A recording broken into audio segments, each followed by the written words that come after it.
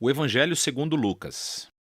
É um dos relatos mais antigos da vida de Jesus e, na verdade, é a primeira parte de uma coleção de 2 volumes, Lucas e Atos. Se você comparar as linhas de abertura de ambos os livros, fica claro que eles provêm do mesmo autor.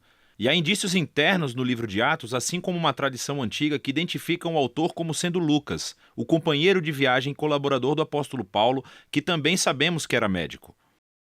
Lucas começa o seu trabalho com um prefácio explicando como e por que ele escreveu esse livro. Ele reconhece que há outros relatos muito bons da vida de Jesus. Mas ele queria voltar às tradições de testemunhas oculares do maior número possível de discípulos, a fim de produzir o que ele chamou de um relato sobre todas as coisas que foram cumpridas entre nós. Essa palavra, cumpridas, nos mostra por que Lucas escreveu esse relato. Para ele, a história de Jesus não é apenas uma história antiga. Ele quer mostrar como essa história é o cumprimento da longa história de aliança entre Deus e Israel. E, além disso, a história de aliança entre Deus e o mundo inteiro. O conceito do livro é bastante claro. Há uma longa introdução que funciona como base para as histórias de João Batista e de Jesus. E nos capítulos 3 a 9, Lucas pinta um retrato robusto de Jesus e a sua missão na região natal da Galileia. Depois disso, uma grande parte do livro descreve a longa jornada de Jesus até Jerusalém. O que leva ao clímax da história, que é a última semana de Jesus em Jerusalém, levando a sua morte e ressurreição, e que então nos leva até o livro de Atos.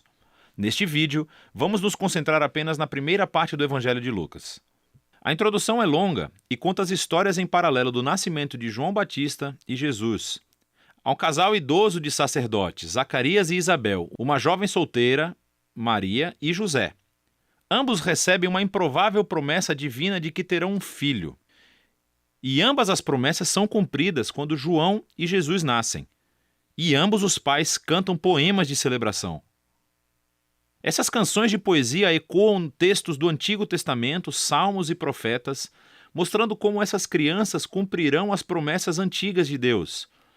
Mas esses poemas também descrevem o papel de cada criança na história que irá se desenvolver.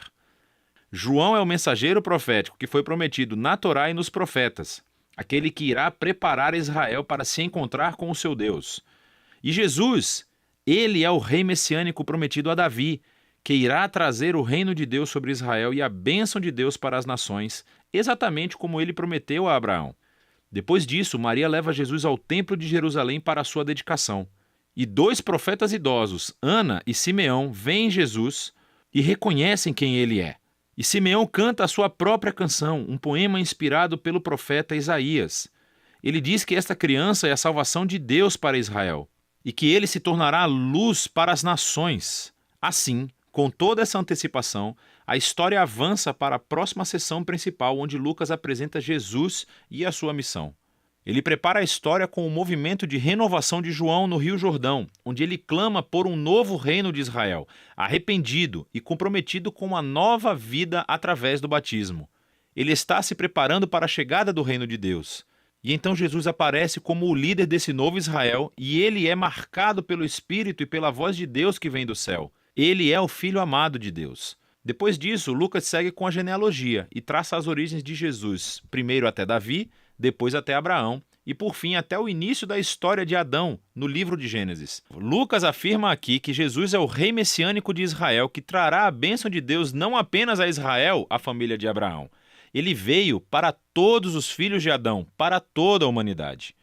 Depois disso, Lucas estrategicamente relata a história de Jesus seguindo rumo à sua cidade natal, Nazaré, onde ele inicia a sua missão pública. Em uma reunião na sinagoga, Jesus se levanta e lê do livro de Isaías dizendo: "O Espírito do Senhor está sobre mim, para pregar boas novas aos pobres e liberdade para os prisioneiros, nova visão para os cegos e libertação aos oprimidos." Agora, assim como os outros evangelhos afirmam, esse Jesus apresentado é o rei messiânico que traz as boas novas do reino de Deus. Mas o que Lucas destaca de uma maneira única são as implicações sociais da missão de Jesus. Então ele traz liberdade, cuja palavra grega é aphesis. Literalmente significa libertação e se refere à antiga prática judaica do ano do jubileu, descrita em Levítico 25. É quando todos os escravos israelitas foram libertados, quando as dívidas das pessoas foram canceladas, quando a terra vendida foi devolvida às famílias. É tudo uma reencenação simbólica da justiça e da misericórdia libertadora de Deus. E então Jesus diz que esta boa nova de libertação é especificamente para os pobres. Agora, no Antigo Testamento, os pobres, ou em hebraico, ani, fazem parte de uma categoria muito mais ampla do que apenas as pessoas com pouco dinheiro. Refere-se também às pessoas de classe social baixa na sua própria cultura, como pessoas com deficiência, assim como mulheres, crianças e idosos. Também pode incluir pessoas forasteiras, como pessoas de outros grupos étnicos ou pessoas cujas más decisões de vida colocaram-nas fora de círculos religiosos aceitáveis. E Jesus diz que o reino de Deus é especialmente uma boa nova para essas pessoas. Então, depois disso, Lucas imediatamente coloca diante de nós um bloco grande de histórias, mostrando-nos como é a boa nova de Jesus para os pobres. Ela envolve a cura de uma mulher doente acamada, ou de um homem que tem uma doença de pele, ou alguém que esteja paralisado. Há histórias aqui também sobre Jesus acolhendo na sua comunidade um cobrador de impostos, Levi, que não é financeiramente pobre, mas um forasteiro social. Há uma história sobre Jesus perdoando uma prostituta. Lucas nos mostra como o reino de Jesus trouxe restauração e inversão das circunstâncias de uma vida inteira. Ele aumenta o círculo de pessoas que são convidadas a descobrir o poder de cura do reino de Deus. E como a missão de Jesus atrai muitos seguidores, ele faz algo ainda mais provocativo. Ele forma essas pessoas em um novo Israel, nomeando sobre eles os 12 discípulos como líderes correspondentes às 12 tribos de Israel.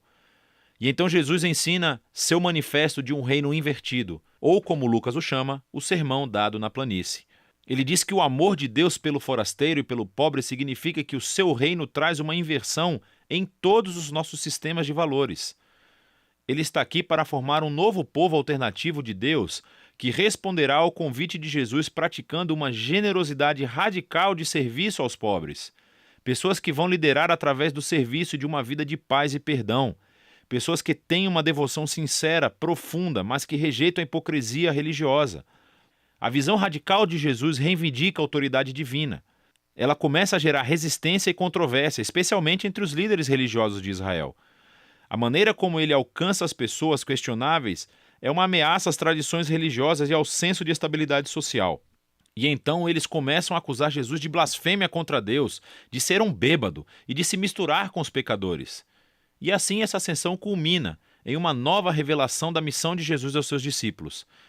Ele diz que sim, ele é o rei messiânico e que ele afirmará seu reinado sobre Israel, morrendo em Jerusalém, tornando-se o rei servo sofredor de Isaías 53, que morre pelos pecados de Israel. E então essa ideia chocante é explorada na próxima história, quando Jesus sobe a uma montanha com 3 de seus discípulos e de repente é transformado diante deles. Eles estão envolvidos nesta nuvem da presença de Deus que anuncia: "Este é o meu filho escolhido". E Moisés e Elias também estão lá, os outros 2 profetas que encontraram a presença e a voz de Deus em uma montanha. E Lucas nos diz que eles estão conversando sobre o êxodo de Jesus, que ele estava prestes a cumprir em Jerusalém. Essa palavra grega, êxodo, é uma referência clara à história do êxodo. Lucas retrata Jesus aqui como um novo Moisés, que levará seu recém-formado Israel à liberdade e à libertação da tirania do pecado e do mal em todas as suas formas, pessoal, espiritual e social. E isso nos leva para a segunda metade do livro. Mas, por enquanto, essa é a primeira metade do Evangelho de Lucas.